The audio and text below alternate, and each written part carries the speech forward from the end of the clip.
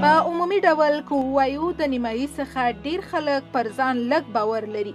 پر ځان د لږ باور ستونزې د یو کس د ژوند د ټولو اړخونو کې منعکس کیږي. په علمي توګه ټول ارواپوهان د دې موضوع سره ډیر کار کوي. کوم کسان چې په ځان باور نه لري یا یې باور ټیټ وي هغه تل ځان له نورو کم احساسوي. اړیکې سمې مخته نشي وړلی، په سم ډول خپلې موخې ته نشي رسېدلی، ځکه تل د هر شي ویره ورسره وي چې زه به بریالی شم کنه، زه به دا کار وکړی شم کنه.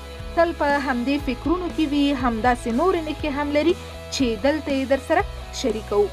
که موږ له ځان سره مینه ونه کړو، ارزښت ورنه کړو، نو نور هم موږ سره مینه نه کوي، نو له همدې کبله زموږ باور له منځه ځي او یا هم باور مو ټیټېږي.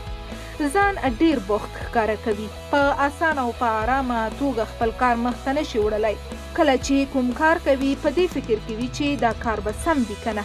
د کمالګرایي عادت لري. کله چې د یو چا سره خبرې کوي په سم ډول خبرې نشي کولی، ژبه یې بنده کیږي او د تاثیر لاندې راځي.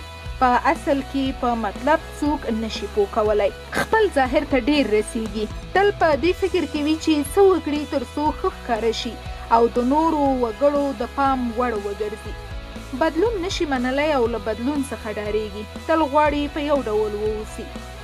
ګوښهګیره دي. تل خوند ورکوي چې یوازې واوسي. له ټولنې څخه لرېوالی غوره کوي. نه غواړي چا سره اړیکې ولري او یا چا سره خبرې وکړي. اړیکې ډېرې کمې وي.